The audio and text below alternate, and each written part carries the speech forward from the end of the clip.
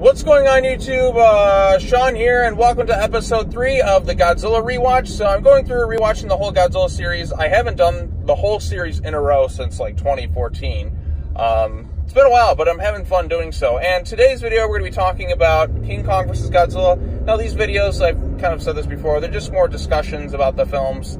I mean, I'm giving my thoughts across. They're not full-blown, like, written reviews. I have written reviews on the channel of all these movies. Well, not all the movies, the Planet Eaters. The anime trilogy I don't have written reviews on, but I will at some point when I get to the Toho Tuesdays later on this year. So yeah, that's just kind of me just giving brief little thoughts on each film. It's similar to the Marvel Rewatch that I just did. And just every day leading up to King of the Monsters, I'm going to talk about a Godzilla film. It's kind of like 30 Days of Godzilla 2.0, although not as elaborate or as good, but much easier on me to edit and put together. So it's because it's just me just talking about the movies and then just straight up hit and record, and then bada boom, bada bing, they're ready to go. So anyways, let's talk about King Kong vs. Godzilla, released in 1962.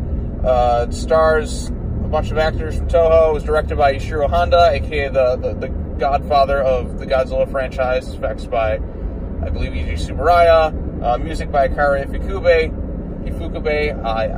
I don't know which way to properly say it, but, you know, his music, once again, is excellent, although in the English version, they include classic Universal Monsters horror themes, so I was always able to recognize those as a kid. I'm just like, oh, that's from Creature in the Black Lagoon, oh, that's from The Wolfman. Like, why are they reusing these themes? Like, I recognize these themes, like, it's definitely stock to me, because I grew up with it, but other people might not notice them. Still good, though.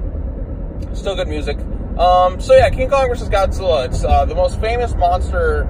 I'd say this is the most famous monster duel of all time, in a way. Like, there's the appeal of crossover films. It's just like so-and-so versus so-and-so. We haven't had a big versus movie in a while. We've had, well, I mean, we had Batman v Superman, which was, you know, the big ultimate Batman vs Superman crossover. But, like, this is where it kind of really, no, I mean, Frankenstein meets the Wolfman was really the first one. This is like the second one, I'd say, of like that type, where it's just like the big crossover, you know, Toho's monster from Japan, Godzilla versus, you know, the American monster, like the American monster, King Kong. Two cinema icons, they go toe-to-toe in a pretty cheesy movie, which, you know, is pretty dated, but I still have a good time with it. It's goofy, it's overly hokey, like some of the effects in that, like the wire work it's pretty obvious. Toho is still learning their craft at this time, but it is a lot of fun. I certainly smiled while rewatching this one.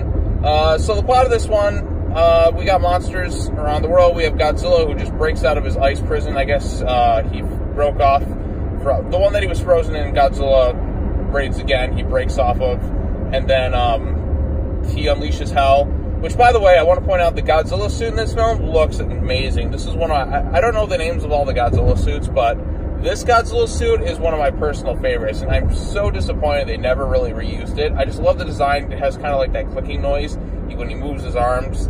It's just great. I really love this suit. I remember having, like, playing with some toys that had this suit. The Godzilla suit is great. Can't say the same thing about the King Kong suit. I mean, the King Kong suit, let's face it, looks like shit. It's not very good. The mask looks bad. The arms look bad. But it kind of, in a way, adds to the cheesy tone of this film.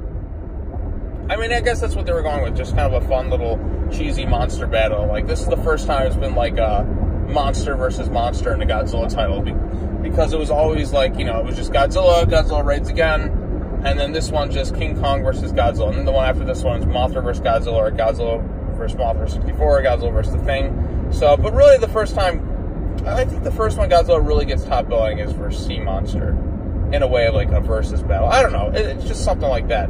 But anyway, so yeah, Godzilla's here, he's wreaking havoc on Japan. Meanwhile, Mr. Taco and his pharmaceutical company they want a new mascot, so he has his boys, not his boys, like his co-workers or his employees go to Faroe Island to bring him a monster, which turns out to be King Kong. And Mr. Taco is great. He's like my favorite part of the movie. I just love the part where he's like, no more. I'm sick of Godzilla, which, you know, I'm never sick of Godzilla. I mean, maybe some days you get tired of the same thing over and over again. But yeah, Mr. Taco is great. I fucking love Mr. Taco. Yeah, so when I was younger, this was my personal favorite Godzilla film. I grew up watching this one like on a VHS tape, but I never really owned it till years later.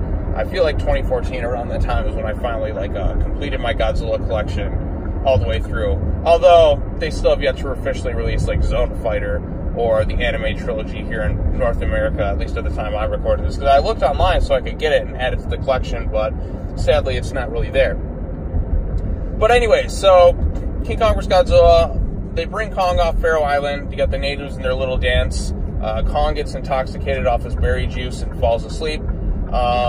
He does this. Eventually they go toe-to-toe with Godzilla. Kong kidnaps a girl. He has random electric lightning powers for whatever reason. It's just to kind of even up the fight a bit because, let's face it, King Kong on his own kind of struggles against Godzilla. Godzilla's clearly the more powerful brute force, but Kong's smarter, and he's the thinking animal, as they point out. And for some reason, he can conduct electricity. I guess it's because it was originally going to be like the Godzilla vs. Frankenstein movie, but then that became Frankenstein Conquers the World, and so much history that, you know, off the top of my head. The final battle is fun. There are some dumb things in it for sure. Like, there's definitely times where you can see it turn into stop motion.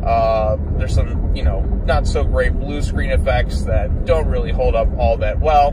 The serious tone of the film just isn't there. The American scenes are kind of just added on, but I think the American version I haven't seen the Japanese version in so long because unfortunately they have never released it stateside, so I can't really own a copy unless I get like an imported copy. But I can't speak Japanese, so I need something with subtitles. Maybe one day I'll get a copy of it somewhere. But yeah, the Japanese version has never been released stateside, which is awful, and I think that really needs to change. Come on, Criterion, get your hands on this collection. Just release both versions simultaneously. Get, you know, those distribution rights from Universal. Do whatever you can. Just get this fucking movie released properly.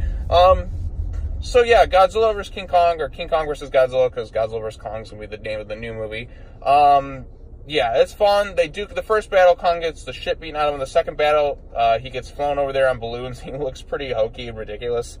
And then he goes and fights Godzilla in this really entertaining, cheesy monster battle. Like, if you just turn on the TV and you're just like, what the hell am I watching? It's very hokey. It's very, very cheesy. And for some people, that's not good enough. They want something a little bit more quality. It's not going to be for everyone. I can tell you that. But at least it works for me. Because, like, I grew up watching these little cheesy monster movies all the time. And that's what this one is.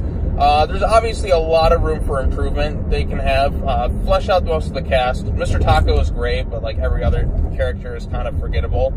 The natives are just Japanese people painted, so I'm sure, like, some people will find that offensive. I'm trying to think what else I can say about this one. I'm sure there's so much I can ramble on and on about King Kong vs. Godzilla. For instance, the ending. There was rumors of a dual ending. I know this has been debunked numerous times. In terms of who wins the fight, I used to think that Kong is just fleeing to get the hell away from Godzilla, but Kong, like, there's an earthquake that happens.